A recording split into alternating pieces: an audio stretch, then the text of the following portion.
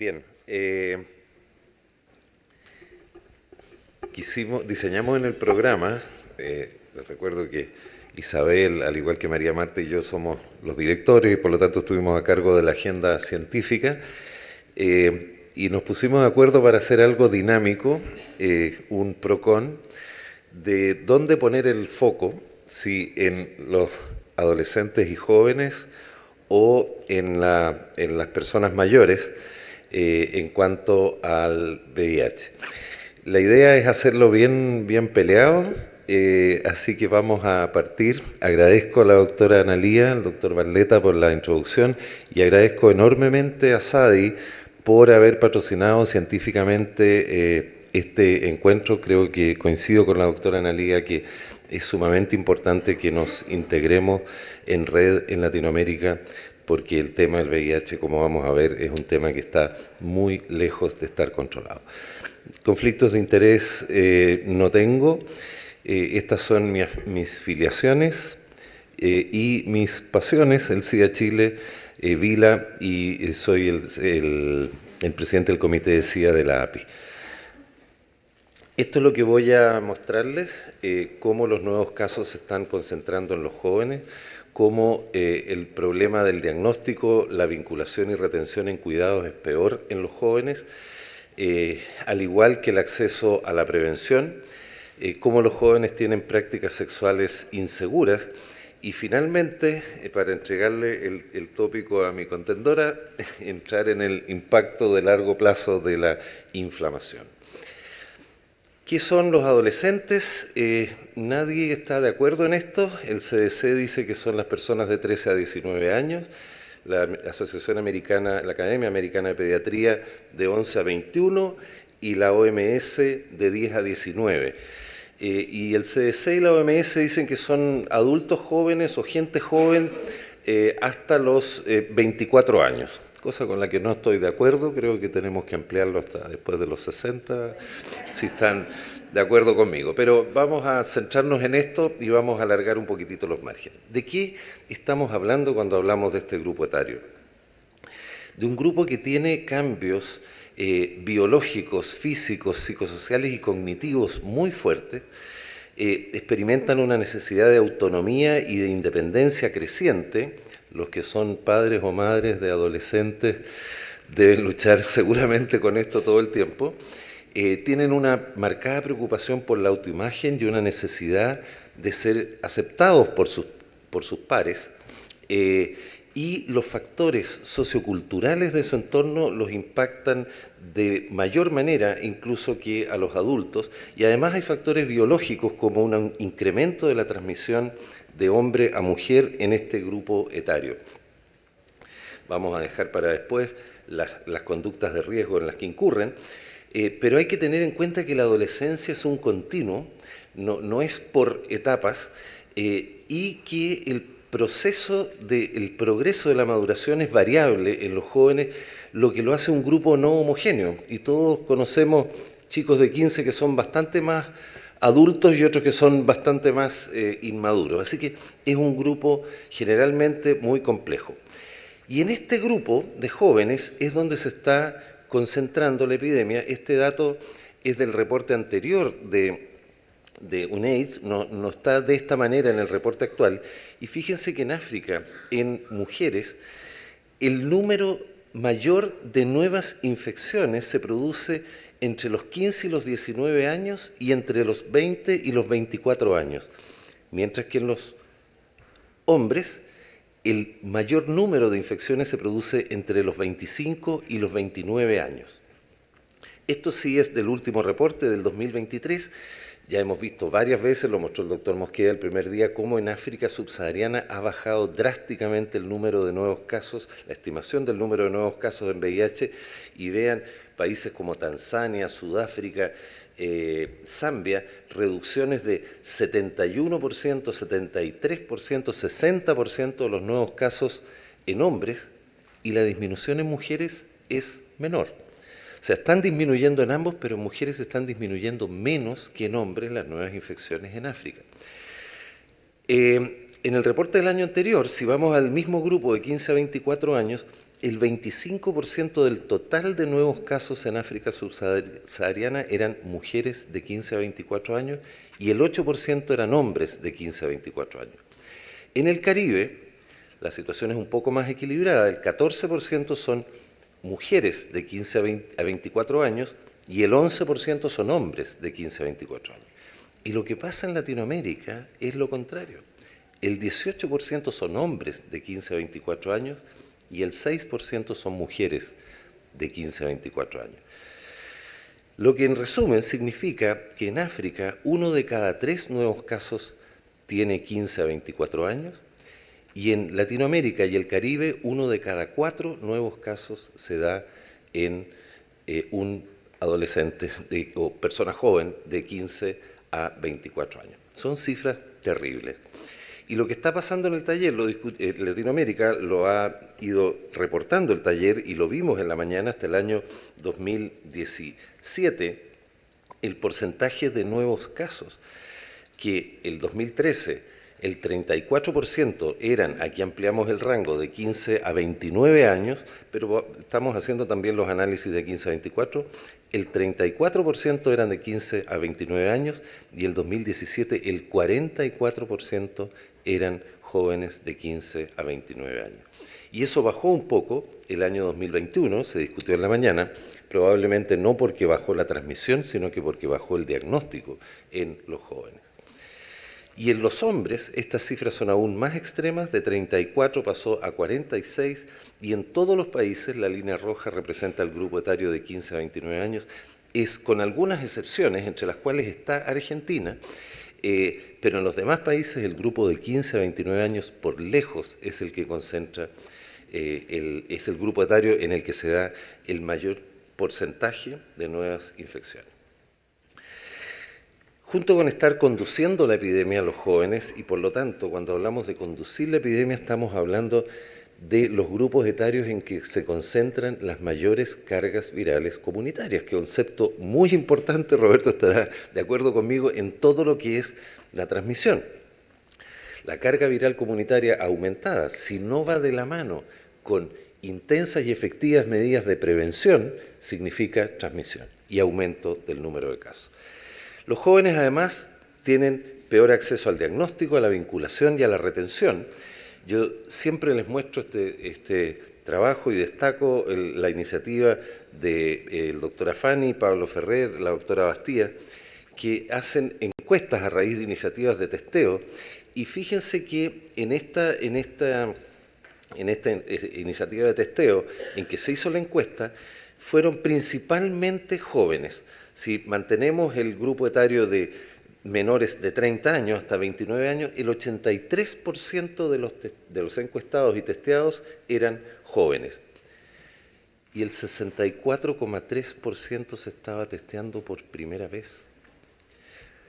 O sea, cuando creo que fue el doctor Mosqueda, mostró a Chile con un 95% de los casos diagnosticados, yo dije, pero qué maravilla, si el 64% de los jóvenes no se ha testeado nunca. Y ya les voy a mostrar las conductas de riesgo de estos jóvenes. Lo que sí es bueno que tienen muy buena disposición a la PrEP. Yo sé que mi contendora va a decir, no, que la presentación tardía en los adultos, en los mayores, en los jóvenes también. Fíjense que es cierto, entre los 60 y los 69, el 70% tienen presentación tardía, pero entre los jóvenes el 50% tiene presentación tardía. Y la presentación tardía, una de las consecuencias que tiene es el impacto en los reservorios, en la siembra de reservorios, en la destrucción del GALP y el impacto inflamatorio a largo plazo, que está demostrado que es mayor cuando el nadir de CD4 es más bajo. Y si se van al gráfico de la derecha, es tremendo. Dentro de los jóvenes, ¿cuáles son los que se presentan, de los muy jóvenes, de los adolescentes, cuáles son los que se presentan más tardíamente? Y fíjense que son lo mismo que en los mayores, los heterosexuales, en que se sospecha menos el diagnóstico, los inmigrantes, los no españoles, este trabajo es de España, y los más jóvenes dentro de los jóvenes. Los que tenían 15, 17 años tenían el doble de presentación tardía que los de 18, 19, y los de 13 a 14 7 veces más presentación tardía, porque no se sospecha. Un adolescente de 14 años, además están todas las restricciones legales del testeo, etcétera, entonces hay más probabilidades de que se presente tardíamente. En Estados Unidos el CDC reporta que para el total de la población, las barras azules oscuras, el 87% está diagnosticado. Tiendo a creerle más que al 90-95% que nos dan en Latinoamérica. Pero si nos vamos al grupo de 13 a 24 años, solo el 56% está diagnosticado. Recibiendo cuidado o retenidos en cuidado, el 50% de la población total y solo el 33% de los adolescentes. Y si vamos a la supresión virológica, también más baja en los adolescentes. ¿Tenemos datos en Latinoamérica del taller? Sí tenemos. La retención en cuidados en las personas de 60 a 69 años a un año supera el 85% y en los jóvenes es solo de un 78%.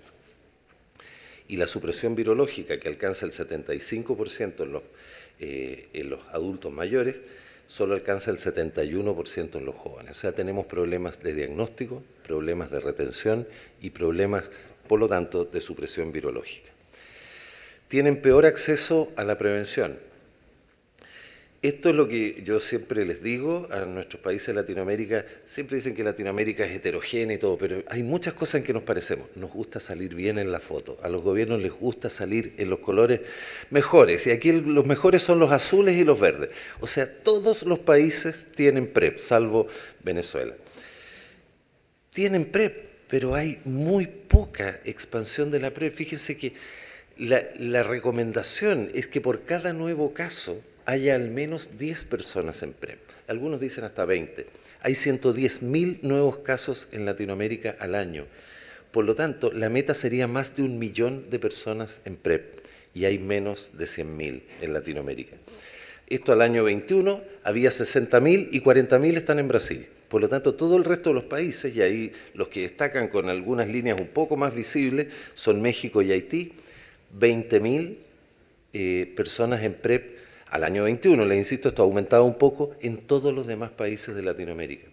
Y además, estos son datos chilenos, acá el Ministerio está muy contento porque llegó a las 1.500 personas en PrEP, la meta era tener 10.000 al primer año.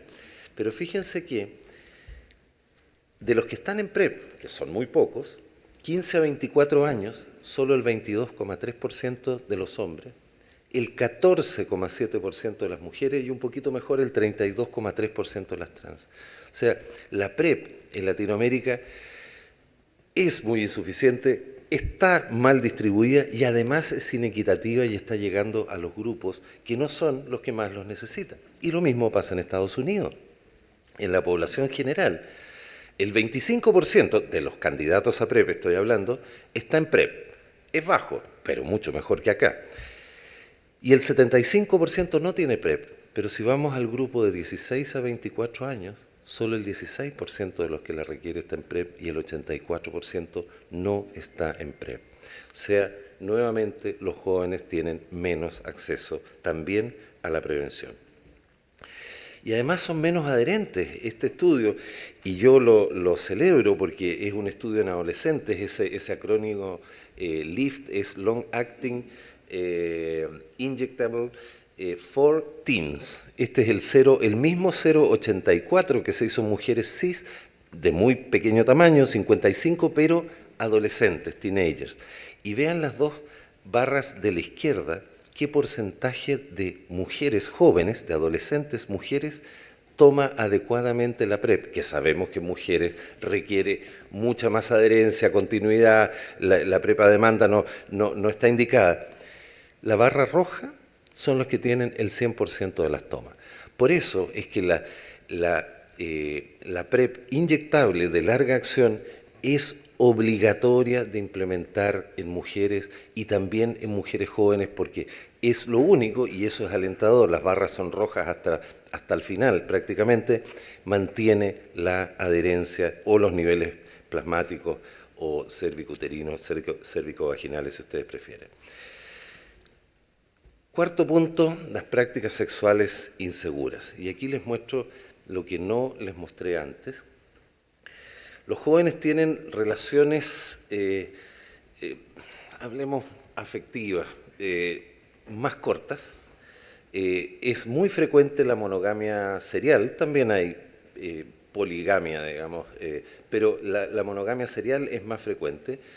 Tienen un uso inadecuado, inconsistente o definitivamente un no uso del condón y son mucho más difíciles de que practiquen sexo seguro y además tienen mayor experimentación bisexual, como les voy a mostrar. Esta es la encuesta nacional de sexualidad y género que hizo el Ministerio de Salud de Chile. La barra concho de vino es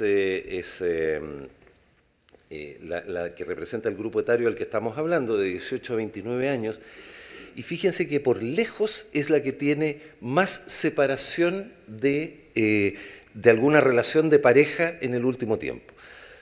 También lo decía el doctor Pineda cuando hablaba de sus expectativas de vida sexual prolongada. Yo lo encuentro muy, muy bueno, pero si se van a la barra verde, que es la de los hombres de 60 o más, esas expectativas de salud sexual prolongada tienen que ser con la señora actual, porque ya las separaciones no son muy frecuentes en ese grupo etario. Y aquí me quiero detener un poco. Las dos primeras líneas es el grupo de 18 a 29 años. Partan por las líneas de la derecha. Si se van a los hombres, mujeres de 50 a 59, 60 o más, 40 a 49, la barra naranja representa los que se autodefinen como heterosexuales y es más del 95%. Pero si se van a las primeras dos barras, el 90% de los hombres se define como heterosexual y solo el 86% de las mujeres jóvenes se define como heterosexual.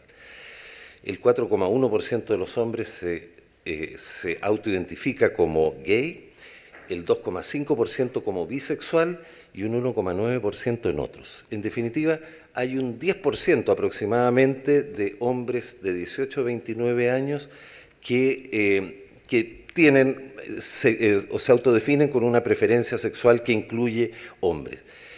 En mujeres, la indefinición sexual es mucho mayor y tienen solo un 1,7% que se define como lesbiana, un 7,7% como bisexual y un 1,7% como otro.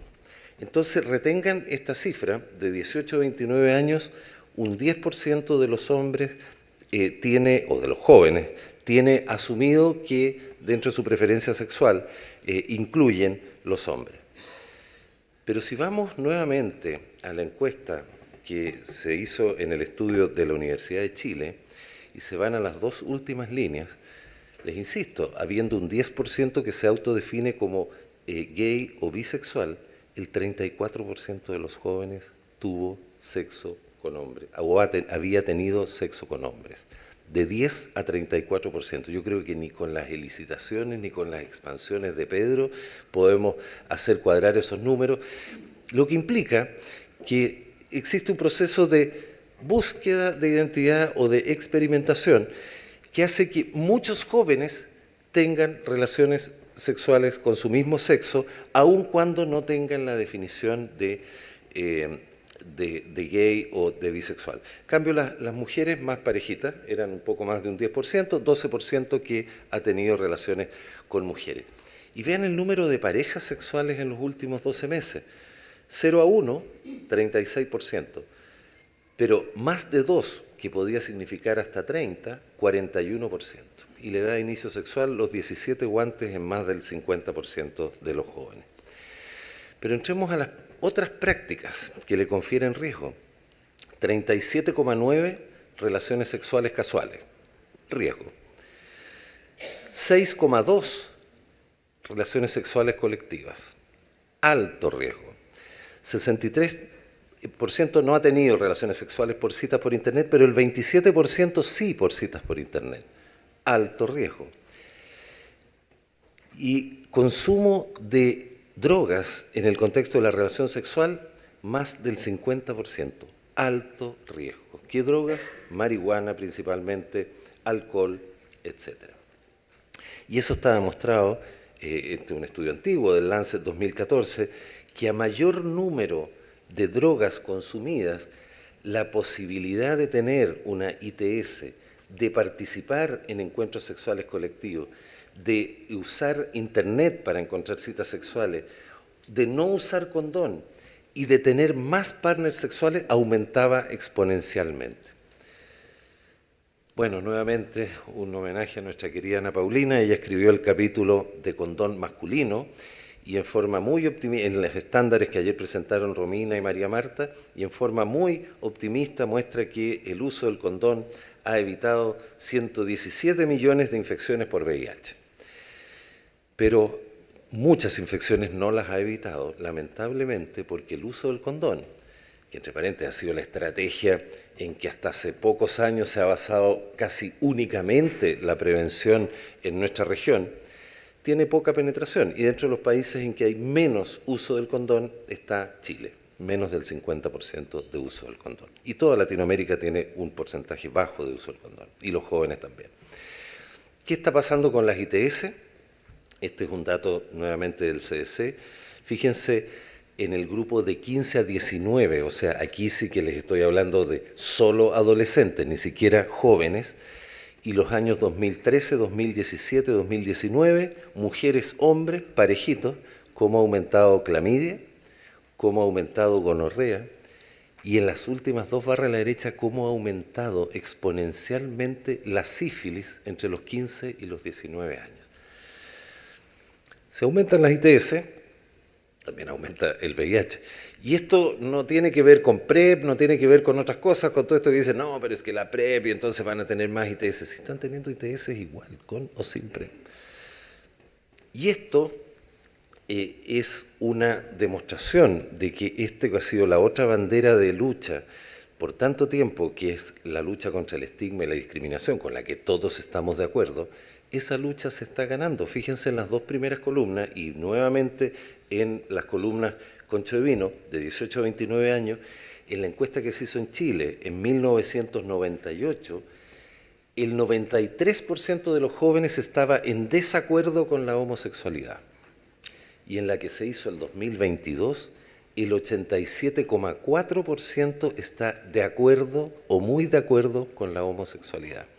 Por lo tanto, la percepción de rechazo y eventual discriminación ha bajado brutalmente en el último tiempo y no hay duda que en la medida que las nuevas generaciones vayan tomando el control de la sociedad, lo que ya está ocurriendo por lo menos en Chile y en Argentina, ya tenemos presidentes de más o menos 40 años, claramente son generaciones que no tienen estigmatización ni discriminación hacia otros jóvenes que tengan otra preferencia sexual. Y eso, los que tienen nuevamente hijos en el colegio van a escuchar a sus hijos o sobrinos decir, ah, sí, yo tengo una amiguita que es lesbiana, yo tengo una amiguita que no sabe si le gustan los hombres o las mujeres, o yo tengo un amigo que es gay, y es totalmente natural.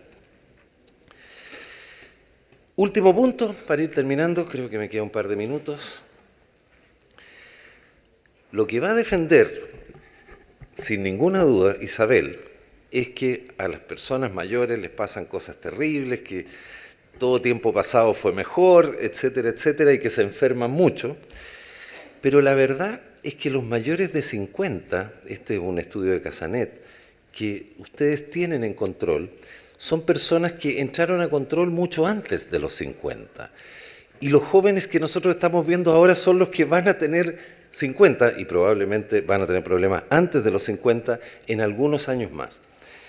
Porque, como se ha señalado, las terapias antirretrovirales potentes que tenemos actualmente son muy efectivas en evitar el déficit inmunológico, las enfermedades oportunistas, los cánceres asociados a VIH, siempre que se diagnostique, se retenga y se trate al paciente, hay que decirlo, pero no son tan efectivas en frenar la activación inmune, en prevenir el riesgo cardiovascular, como nos contaba ayer el doctor Posniak, los cánceres no asociados a VIH, y todo eso se da en un contexto de envejecimiento. Y no le estoy haciendo el punto a la doctora Cassetti. Esto yo creo que está subrepresentado en las líneas naranjas, o sea, la parte naranja de las barras, son las muertes no SIDA a lo largo del tiempo y claramente han ido disminuyendo las muertes por SIDA y aumentando las muertes no SIDA. Yo creo que actualmente es más de 1/3 de los pacientes que se muere de causas no SIDA, pero esta es una estimación a nivel mundial. El problema es que esta inflamación persistente efectivamente todavía significa una reducción de la expectativa de vida, pero principalmente significa una reducción, como lo muestra este trabajo, el JAMA del año 2020, en la expectativa de vida libre de comorbilidades. Fíjense que una persona con VIH a los 21 años, la edad que estamos hablando, tiene una expectativa de vida libre de enfermedad cardiovascular 10 años menor que una persona sin VIH. 24 años menor para enfermedad renal crónica. Tremendo, la enfermedad renal crónica es altísimo riesgo cardiovascular también. Se enferman de enfermedad renal crónica 24 años antes que una persona sin VIH, 16 años antes de enfermedad pulmonar, 15 años antes de diabetes. Por lo tanto, estos jóvenes están en un proceso acelerado de comorbilidades y envejecimiento. Y la enfermedad cardiovascular empieza mucho antes. Este estudio que se presentó en el EACS ahora del 2023 y que se me descompaginó un poco, muestra que no en el grupo etario que estoy hablando, pero en hombres jóvenes la media de edad era de 50 años y eran hombres de 40 años y más, asintomáticos. En el 54% se encontró, de las personas viviendo con VIH, se encontró enfermedad coronaria subclínica. 16% era enfermedad coronaria obstructiva, asintomática. Mucho más que las barras celestes, que son hombres viviendo sin VIH. Y fíjense a la derecha que uno de los factores más asociados a enfermedad coronaria subclínica, que posteriormente es clínica obviamente, era el tiempo desde el diagnóstico del VIH. Por cada 5 años el riesgo aumentaba en un 16%. Entonces, ¿se acuerdan de los primeros slides que les mostré de chicos de 14 o 15 años adquiriendo VIH? Por cada 5 años de vida van aumentando un 16% su riesgo cardiovascular.